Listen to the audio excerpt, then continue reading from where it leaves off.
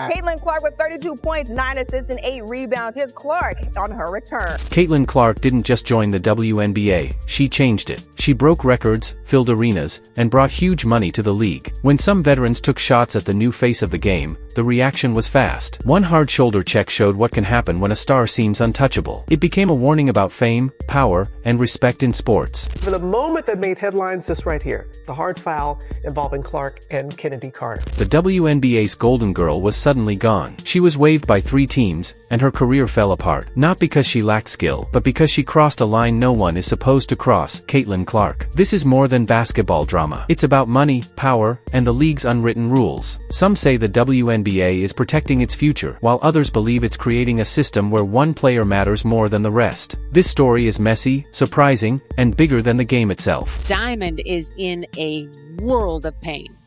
You need to understand what Caitlin Clark did to the WNBA in just 12 months. She didn't ease into the league. She arrived like a comet, changing everything fast. By the end of her 2024 rookie season, the impact was still growing. Caitlin Clark has been named WNBA Rookie of the Year. The 22-year-old point guard from Iowa put up numbers the WNBA had never seen. She scored 769 points and delivered 337 assists, breaking nearly every rookie record. She posted 2 triple-doubles, something many guards never do in their careers. She hit deep shots from the logo with ease. Wherever she played, crowds followed. Her team, the Indiana Fever, drew 643,000 fans, beating the next team by over 200,000. 3 arenas passed 20,000 fans just to see her. League attendance jumped 48% in one season, and sellouts tripled. Now the WNBA cashing in on its recent surge in popularity, scoring a media rights deal. TV ratings reached levels the WNBA had never seen before. Primetime viewership jumped 170% from the year before, and the money followed the attention. League-wide merchandise sales rose by over 60%. Sponsors who once ignored women's basketball rushed in with deals. Shoe contracts appeared, soda ads launched,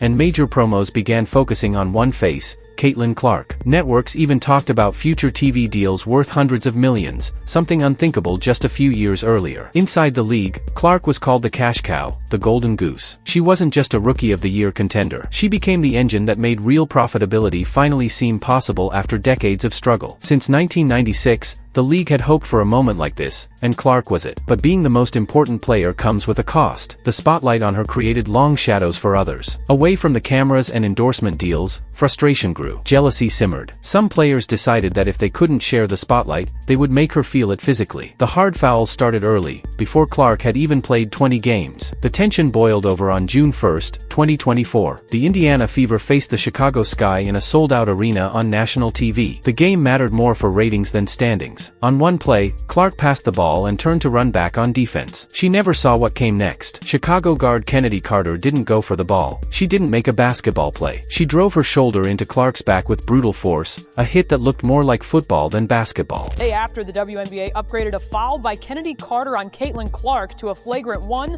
Carter saying she has no regrets. Clark slammed onto the hardwood, not a basketball play in sight. The whistle blew, and the referees reviewed the hit. They ruled it a flagrant 1, not a flagrant 2, meaning no ejection and little real punishment. The clip went viral within hours. Every sports page shared it. Commentators broke it down frame by frame, noting the lowered shoulder, the direct path, and no attempt at the ball. This wasn't tough defense. It looked like targeting. Carter only made it worse by refusing to apologize and doubling down on social media. I think I got hit in the head the play before, and it was just like one of those things that was in the heat of the moment. You know, I don't know Caitlin. I don't know her from anywhere. Side-eye memes and cryptic posts followed, sending a clear message of no regret. The basketball world waited for punishment, but none came. Carter stayed in the game and faced no suspension and no serious fine. The league released a routine statement about player safety, then moved on. Still, something had changed. The hit on Clark was too visible and too intentional to ignore. This physical moment involving the WNBA's most high-profile rookie raising questions. The hit was seen as an attack on the league's most valuable player. While the official punishment was light, the unofficial consequences slowly piled up. By training camp in 2025, Kennedy Carter's phone had stopped ringing. Teams that needed guards showed no interest. Her agent heard nothing. She began appearing in overseas league talks and YouTube vlogs, the kind players make when options are fading. Analysts who track player value used one word to describe her situation: radioactive, too risky to sign. The flagrant foul didn't end her career on paper,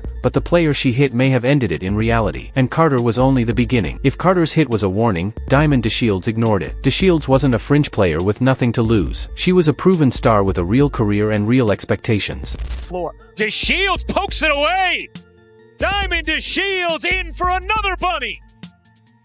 Diamond DeShields was no role player. She was the 3rd overall pick in 2018, an Olympic athlete, and a WNBA champion with the Chicago Sky in 2021. She had endorsements, experience, and a resume that should have secured her place in the league for years. She represented the old guard, a veteran who had earned her status long before Caitlin Clark arrived and changed everything. Then, late in a one-sided game during the 2024 season, she made a decision that changed her career. Clark was cutting through the lane without the ball when DeShields lined her up. Broadcast cameras caught everything. DeShields lowered her shoulder and drove Clark straight into the floor. There was no attempt at the ball and no basketball reason for the contact. It was deliberate and excessive, the kind of hit that makes viewers flinch even through a screen. Slow-motion replays made it worse. You could see DeShields brace, adjust her angle, and load up for impact. Clark absorbed the hit and collapsed. Then came the moment that sealed public opinion. A dramatic hand offered to help Clark up, an oops gesture that convinced no one. Officials ruled it a flagrant one. No ejection, no suspension, no fine. Clark stood up, made her free throws, and play continued. But the reaction was very different this time. The clip didn't fade after a few hours. It dominated sports coverage for days. Podcasts broke it down frame by frame. Analysts used words like calculated, intentional, and dangerous. More importantly, sponsors started paying attention. Companies pouring money into the league's new era watched their most valuable player get hit on national TV with little response. Questions followed fast. If the league couldn't protect its biggest star, what were sponsors really investing in? Calls to league offices increased. Pressure built behind closed doors. And soon after, the consequences arrived quietly but clearly. Chicago let DeShields walk at the end of the season. The fall wasn't loud or dramatic, but it was final. Diamond DeShields wants to make sure every young kid has a chance to see more and be more.